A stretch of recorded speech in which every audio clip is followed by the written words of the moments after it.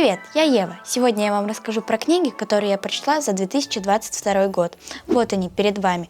Я их разбила на стопки. Зима, весна, лето, осень. Их здесь 31 штука. Дневник Ники. У этой книги много томов, но у меня всего 7. Первая книга про знакомство с Ники, как она переходит в новую школу и благодаря одной ситуации находит себе лучших подруг. Ого!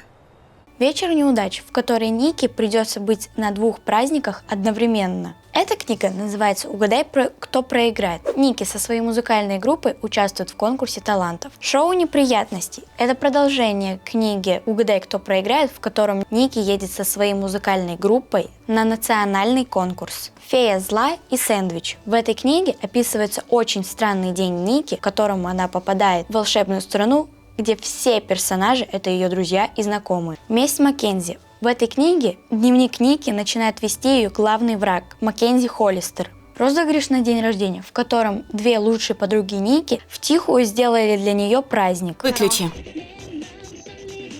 Последнее предупреждение. Следующая книга – это дневник Роули. Дневник мальчика, который переехал в новый город и нашел сразу себе друга. Читается быстро, ведь в ней много иллюстраций, нарисованных главным героем.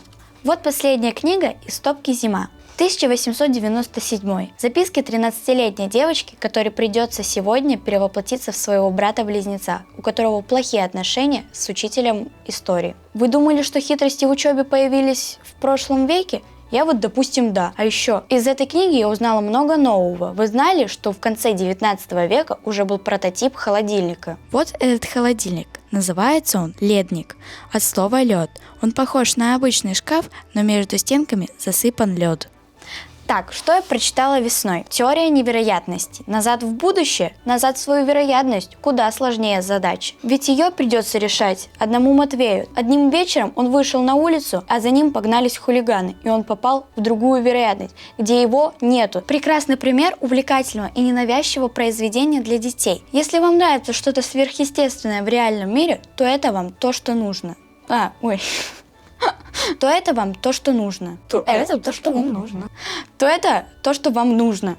Спасибо тебе. Гости из будущего. Коля отправляется в будущее, и с ним там происходят невероятные ситуации. Он спасается бегством от космических пиратов, летает на другие планеты и спасает очень важный научный прибор. Советую для прочтения.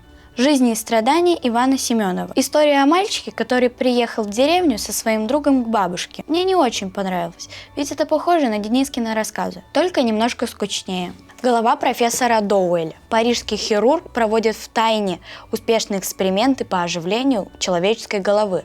Наверное, это похоже на Франкенштейна. Книга очень интересная и захватывает полностью. Лето.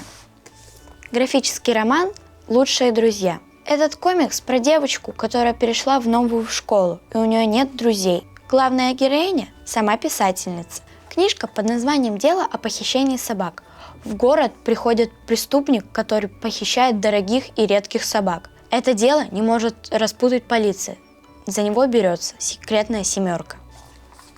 Лето, которого не было. Этот комикс про девочку, у которой пропал без вести друг. Кстати, когда я смотрела сериал «Вэнсдей», я вспомнила про этот комикс. Вы только посмотрите на главных героинь, ведь это Вэнсдей и Энит. Я ее безгранично уважаю. Снова графический роман про девочку Рейну, которая хочет быть обычной 6-классницей, но падает и выбивает себе 2 передних зуба. Ей придется пережить очень долгое восстановление и насмешки друзей. Комикс по фильму «Назад в будущее». Марти Макфлай очень скучает по своему старому другу Доку, который остался в 1893. Док, ни слова. Комиксы по мультфильмам «Скуби-Ду». Корпорация Тайны готова прийти на помощь и распутать новое дело. Если этих комиксов 3, то это не значит, что их нужно все приобретать, ведь сюжеты не переплетаются между собой. Не открывай. Энциклопедия охраняемых тайн. Это очень интересная энциклопедия про все на свете. От самолета президента до загадки гибели Элвиса Пресли. Эту книжку я читала, когда приезжала к бабушке на дачу. Она очень интересна для самых любознательных, как я. Переходим к осени. Утренняя чашка комиксов – это маленькие порции доброты и милоты в форме стрипов. Стрип Это часто используемый термин в технологии комиксов. Ты же потом добавишь, типа, стрип, там, от английского полоску. Одна страничка, один комикс. Это смешные картинки про разные темы. Кофе, творчество, французские фильмы, Япония и «Звездные войны». Невельской. Это комикс с японскими иллюстрациями. Проще говоря, дальневосточная манга. Невельской Геннадий Иванович – это исследователь Дальнего Востока. Первый доказал, что устье Амура выходит в море. Это исторический комикс. В нем рассказывается про историю Дальнего Востока. Лотти Брукс – дневник девочки, которая переехала в новый город, а ее подруга в Австралию. Что-то это мне напоминает. Это же дневник Роулинг, про который я рассказывала в начале. Календарь мая. По этой книге сняли фильм, который вышел 1 сентября. Просыпаться утром и понимать, что ты проживаешь те дни, которые уже были, все это из-за того, что твой одноклассник начертил на древней стене дату. Как ребята выберутся из этой ситуации, нужно прочесть книгу или посмотреть фильм. Правила выживания в школе. Это смешные комиксы про первые дни в новой школе. Что-то у меня все про школу.